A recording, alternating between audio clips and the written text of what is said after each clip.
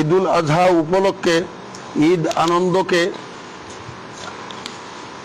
ভুলে ছাত্র শিক্ষক সমন্বয়ে কোরবানির চামড়া গরিব ফান্ডের জন্য সংগ্রহ করে আসছে। একদিনের এই চামড়া সংগ্রহের টাকায় কওমি মাদ্রাসার গরিব এতিম ছাত্রদের কয়েক মাসের ফ্রি খাবারের ব্যবস্থা হতো, কিন্তু সরকারের অসৎ উদ্দেশ্যে ক্রমান্বয়ে দেশের রপ্তানি শিল্পের অন্যতম এই পণ্য দেশের বাজারে দরপতনের শিকার হতে থাকে। শেষতক কোরবানির চামড়া প্রায় মূল্যহীন পণ্যে পরিণত হয়। বর্তমান অবস্থা এমন দাঁড়িয়েছে, কওমি মাদ্রাসাগুলো এলাকার মানুষের কোরবানির চামড়া সংগ্রহ করে যত টাকা পরিবহন খরচ করেছে, চামড়া বিক্রি করে সেই টাকাও ফেরত পাওয়া দুষ্কর হয়ে উঠছে। এহেন পরিস্থিতিতে আপনাদের মাধ্যমে সরকারের ঊর্ধ্বতন কর্তৃপক্ষ ও সাধারণ মুসলমানদের অবগতির জন্য আমাদের এই ক্ষুদ্র প্রয়াস। সম্মানিত সাংবাদিকবৃন্দ, অন্তর্বর্তীকালীন সরকার চামড়া শিল্প রক্ষায় উদ্যোগের তৎপরতা দেখালেও কাজ কিছুই দৃশ্যমান হয়নি।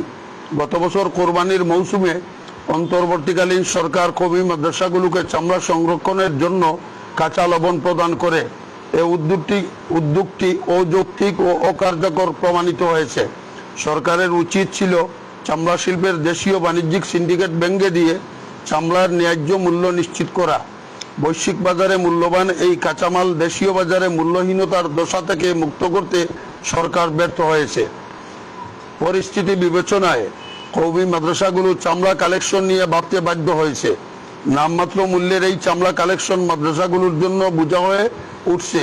বর্তমান সরকার ক্ষমতায় আসার পর চামড়া শিল্পের সুদিন ফেরার প্রহর গুনছিলাম আমরা, কিন্তু সরকারের 180 দিনের প্রাথমিক বিগ প্রকল্পে চামড়া শিল্প নিয়ে কোনো পরিকল্পনা আমাদের দৃষ্টিতে আসেনি।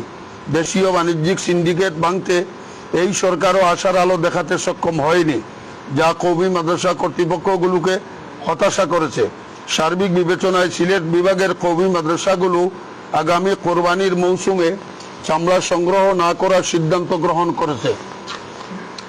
ভবিষ্যতে চামড়া শিল্পের উন্নতি হলে গরিব এতিমদের ইসলামী শিক্ষার স্বার্থে পুনরায় চামড়া সংগ্রহ করতে চিন্তা করা হবে ইনশাআল্লাহ।